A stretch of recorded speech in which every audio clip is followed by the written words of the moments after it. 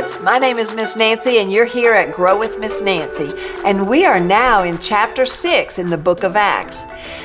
Things are going really well. People are believing in Jesus. They're living together in harmony. They are joyful. They are happy. They are praising God. They are eating together. They are praying together. They are worshiping together. Things are going really well. But there were starting to be a few complaints. You see, when they ate together, it seemed that some people were thinking that those widows, now remember, a widow is a lady whose husband has died. Now, when you're a lady and your husband dies, you don't have support. So you have a really tough time because you don't have that man to help take care of you and provide for you and your children. So it can be a really hard time.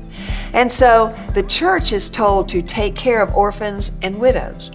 Well, they're taking care of the widows, but the people were starting to think that maybe the widows who spoke the language of Greek were getting less food than the people who were widows who spoke the language of Hebrew. And there was some kind of infighting. I hate to say fighting, but they were just complaining. And so the apostles figured out, we got to fix this problem.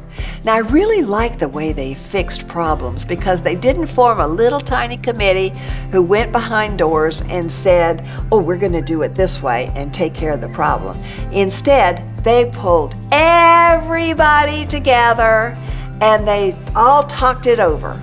And that way, everybody had a say-so in it. And so by them doing that, they all felt good about whatever the decision that was made.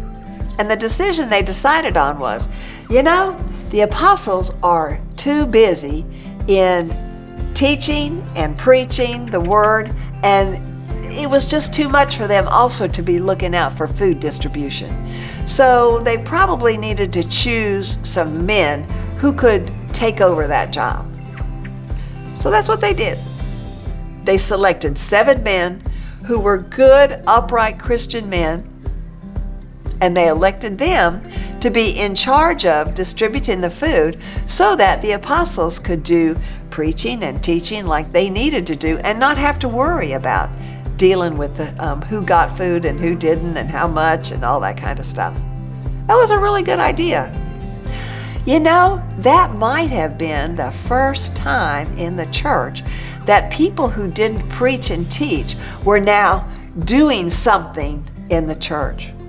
Do you remember in the fall when we talked about the commands of Jesus and we talked about how important it was to give, and not just give of your money, but to give of 3 things? Do you remember what they were? They all start with T. Your time, your talent, and your treasure. The treasure was the money part, right? Well, your time and your talent is when you volunteer to help to do things that helps out the church. And that's what these men were doing. They were given of their time and their talent to manage and organize the distribution or the giving out of food. We're called to give of our time and talent. And you may say, well, I'm just a kid. What can I do? Kids can do a whole lot. We have a lot of kids who are in dance ministry. We have a lot of kids who help out when they get to be in the 6th grade or higher, that they help out in KidMin and doing different things. And you can too. And I hope that that is your plan, that you won't be a person that just comes and shows up on Sunday and do nothing to help the church out, because we all need to be participating and we all need to be helping. So,